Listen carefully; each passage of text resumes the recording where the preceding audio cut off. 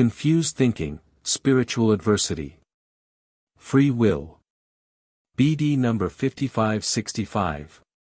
December 26, 1952, people's thinking has become confused. And spiritual adversity has to be understood as meaning that they are without realization, that they are far removed from the truth and therefore are also distant from me, because they live without love, since love inevitably unites them with me and the truth. How else could they be helped if not through constantly admonishing and motivating them to love?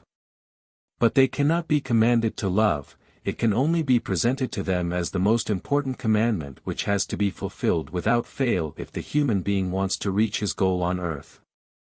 The human being has to know that he will not even move one step forward without love, yet it cannot be forcibly demanded, or it would not be love, at best it would just be an act intending to feign love.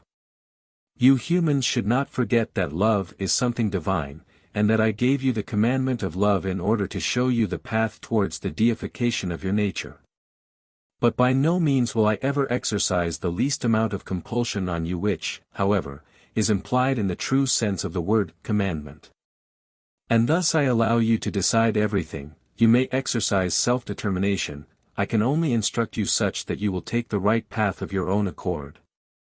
And therefore I constantly endeavor to guide people into right thinking, to instruct them correctly, to convey my word to them through servants who are wholeheartedly devoted to me, to explain the pros and cons of everything so that they themselves will make the right decision and carry out what will lead them to the goal, so that they will live a life of love and become again what they had been in the beginning. Yet I meet with unyielding resistance. People don't accept my loving instructions, their thinking is so confused that they are no longer capable of understanding simple, clear information about the correlations, and neither do they want to understand them.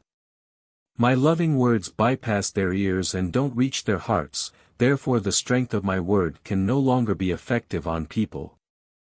The spiritual adversity is huge because peoples will has to remain free and they are no longer motivated from within, they have no desire for correct explanations, they are comfortable in their spiritual darkness, they don't desire any light, and if the light comes to them they won't let its rays enter their hearts, they turn away and towards deceptive lights which flare up everywhere along the path.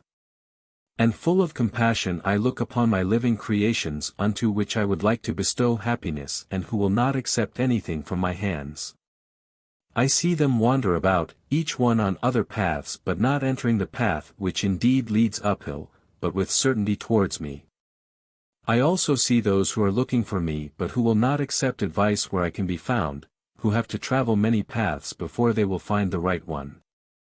I would like to spare all of them their wasted journeys, I would like to make their ascent to me easier, I would like to provide everyone with a guide. Yet I can only ever call to them with enticing words, come to me, all ye that labor, and are heavily laden, and I will give you rest. I can only call but not force them to take the right path. They don't listen to my call of love because they can't recognize my voice as long as they are without love. And this is what I describe as spiritual adversity, the fact that there is indeed help and that it is more than abundantly bestowed upon you by me, but that you humans don't want to accept it and therefore determine the end yourselves which you are approaching. I am able to help you, I also want to help you, but you yourselves have to want to be helped.